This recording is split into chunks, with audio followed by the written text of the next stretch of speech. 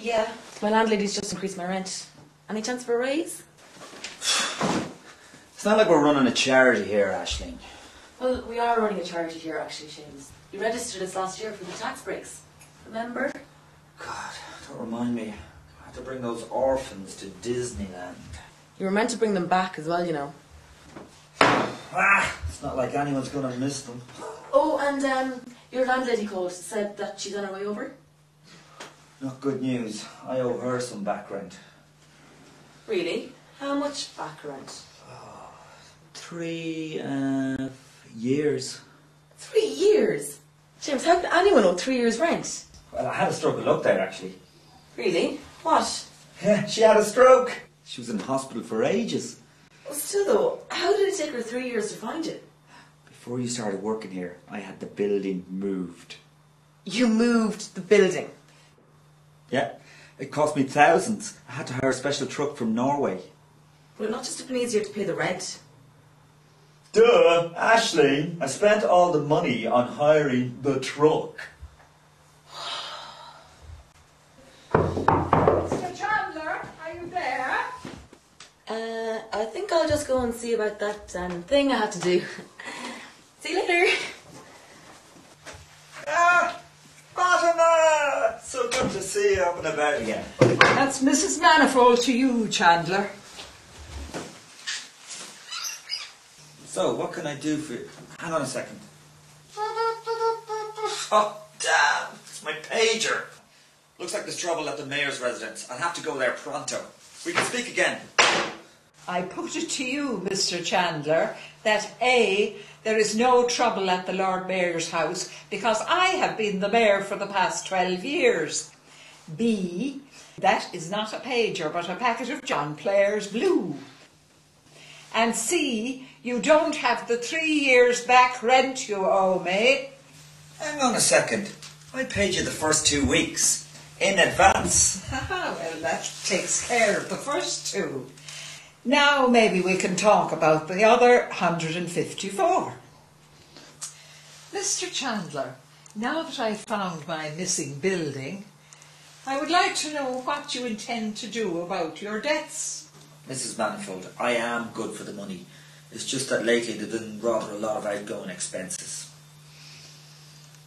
Wow! That's amazing! Look at that knife cut right through those shoes! That's right, Biff. The Blade Master 2000 can cut through all your unwanted shoes. And, as a QVC special offer, we'll give our first 50 callers a Bootmaster 2000 for all those unwanted boots as well. Completely free of charge. Nearly there. Mr. Chandler, may we please discuss the large sum of money you owe me? I thought we'd gone past that. No, we haven't.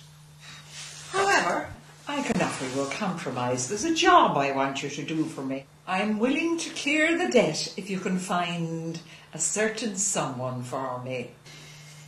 You see, Mr. Chandler, there comes a time in every woman's life when she has to respond to a certain calling, and I can ignore that calling no longer.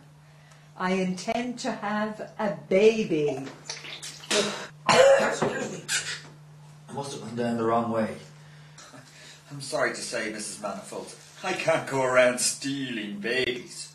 Although, if you came to me about a month or 2 ago, I could have got you some perfectly fine orphans, no questions asked. Oh no, Mr. Chandler, you misunderstand me. I intend to have a baby the natural way. The person I want you to find is a man I haven't seen for over 40 years.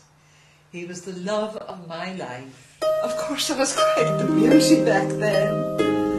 We were very much in love. But fate tore our love asunder. Johnny had to go and fight in the war. I couldn't talk him out of it. Mr. Hitler must be stopped, he said.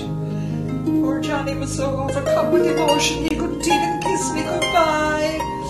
And that was the last I ever saw my brave Johnny.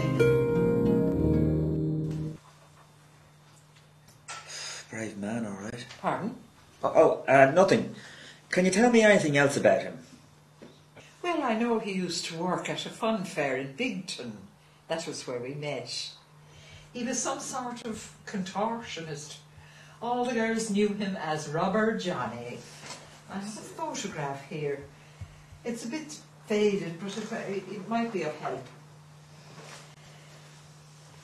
Now, if you could find my Johnny, and we have the baby I was destined to have, then I'll wipe the slate clean. Your debts will be expunged. And of course, I'm willing to pay for any extra expenditure you find it necessary on your way. Yes, Mrs. Manifold, it's a deal. I will do whatever it takes, not to mention whatever it costs, to track your man down.